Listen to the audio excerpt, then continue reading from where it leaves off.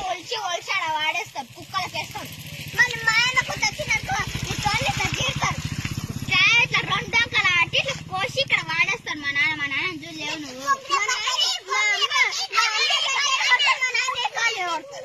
ఇప్పుడు ఈ చేతి మీరు ఎవరు ఈ చేతి మా నాన్న ఇంకప్పుడు నేను పనికిరా కూడా వేస్తాడు.